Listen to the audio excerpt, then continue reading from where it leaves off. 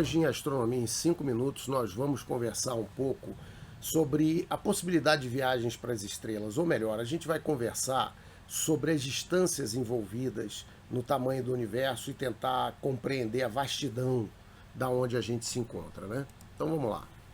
Bom, a primeira coisa que a gente vai ter é conversar um pouco sobre a escala do Sistema Solar. Então, vamos montar uma escala fictícia aqui para vocês terem uma ideia de distância. Então, por exemplo, a Terra, se a gente imaginasse a Terra com mais ou menos 1 milímetro de diâmetro, 1 milímetro, um pouco menos do que isso, né? Então é bem pequenininho, 1 milímetro.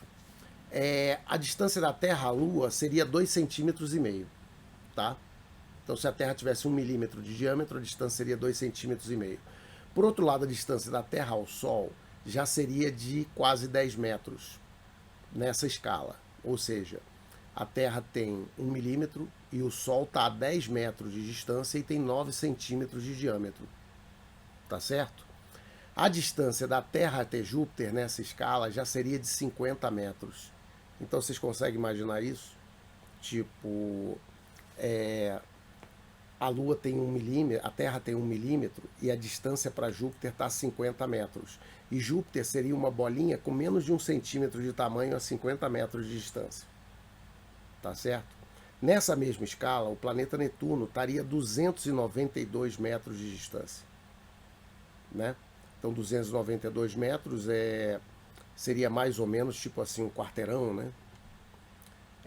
E nessa mesma escala, a distância da Terra, né, do Sol, até Alpha Centauri seria 2.680 quilômetros. Então imagina que a Terra tem 1 milímetro de tamanho, você pega um automóvel em Recife e vai andando de carro até Porto Alegre, mais ou menos, ou talvez um pouco antes, Curitiba, sei lá, alguma coisa assim.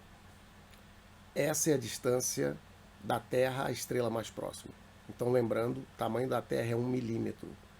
Pega um carro, dirige durante, nessa distância, 3 dias, tá certo? Andando a 100 km por hora. E essa você chegaria em Alpha Centauri, só para vocês terem uma ideia da distância desse negócio. Agora vamos um pouco além e vamos ver agora na escala da nossa galáxia. Vamos imaginar que essa distância absurda entre o Sol e Alpha Centauri, agora ela tivesse só 2,5 cm de tamanho. Então essa distância, 2.680 km, ela virou 2,5 cm. Qual que seria a distância para Vega? Seria em torno de 14, 15 centímetros. Para as Pleiades já seria 2,5 metros de distância. Para a nebulosa de Órion ela já estaria a 7 metros. Então nessa escala de 2,5 centímetros Sol e Alpha Centauri, a nebulosa de Órion está a 7 metros. O centro da galáxia está a 150 metros e o diâmetro da Via Láctea é de em torno de 600 metros. Então vocês têm uma ideia das distâncias. Então do Sol até Alpha Centauri 2,5 centímetros e o diâmetro da Via Láctea tem 600 metros. Isso dá para você ter uma ideia mais ou menos da densidade de estrelas nessa região que a gente está da galáxia, né? Porque se você imaginar que a galáxia tem 600 metros de diâmetro, né? Para vocês terem uma noção de escala, isso é 6 vezes o tamanho de um campo de futebol, né? Então, você com 6 vezes o tamanho de um campo de futebol, o Sol e Alpha Centauri estaria a 2,5 centímetros de distância. Nessa mesma escala, quando a gente vai para fora da nossa galáxia e vai para a Grande Nuvem de Magalhães, essa Grande Nuvem de Magalhães estaria a quase 1 quilômetro de distância.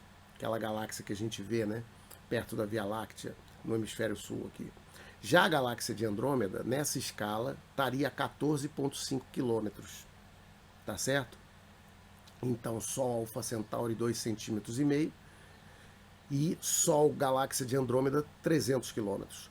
O quasar mais brilhante que tem no céu, que é o 3C273, que está mais ou menos 1,5, 2 bilhões de anos-luz de distância da Terra, ele estaria a 14 mil quilômetros nessa escala. E ao fundo, a radiação cósmica de fundo estaria a 78 mil quilômetros nessa escala, aonde Alpha Centauri e Sol dá 2,5 centímetros. Isso dá para vocês terem uma ideia da escala do universo. Então, qual que é o problema da viagem interestelar? O problema da viagem interestelar são as distâncias absurdas. Por quê?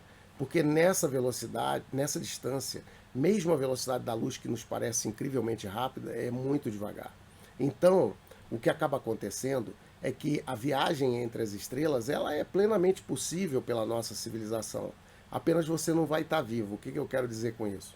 É que o que acontece é o seguinte: o tempo que demora isso é muito superior ao tempo da vida humana que você demoraria numa viagem dessa, interestelar. Seja porque demoraria esse tempo você na nave, seja porque se você andasse na nave naquela velocidade, isso significaria que quando você voltasse para a Terra já teriam ocorrido dezenas, centenas de anos, milhares de anos na Terra, seria uma outra realidade, né? Então, as viagens interestelares, elas condenam a gente a duas coisas. Primeiro, ou a gente nasce e morre dentro da nave, ou seja, quem está indo é a civilização, mas não uma pessoa que vai ver. Ou, na outra hipótese extrema, de você conseguir fazer uma nave que ande muito próximo da velocidade da luz, você pode demorar muito pouco tempo para chegar nesses lugares, mas você jamais vai poder voltar para os lugares que você viveu antes, porque na hora que você voltasse, aquilo teria se passado, dependendo da velocidade, poderia ter passado milhares, milhões de anos. Então, de alguma forma, quando você entra numa nave espacial, a nave espacial vira como se fosse a sua nova Terra. E nós estamos na nossa nave espacial aqui, que é a Terra, tá certo? Então, se você muda para uma outra nave espacial e busca as estrelas, no fundo, a própria nave espacial que você está indo é como se fosse uma nova Terra, onde as referências, tudo desaparecem. A sua Terra antiga, ela vai desaparecer para sempre. Então, a civilização, ela só consegue viajar pelo espaço, pelo que nós conhecemos hoje de física, indo à civilização como um todo, e não uma pessoa. Então, a viagem do sujeito ir sair da Terra, pegar uma nave e ir para Alpha Centauri e voltar para a Terra 3 dias depois, essa viagem não é possível, tá ok? Então, espero que vocês tenham gostado aí. E se gostou, inscreve no canal, ative o sino de notificação, dá o like, né? E quem quiser se tornar membro aí para ajudar o canal, a gente tem um canal, um canalzinho lá no Telegram, né? Onde a gente troca ideias sobre astronomia, sobre telescópios, né? Então, obrigado.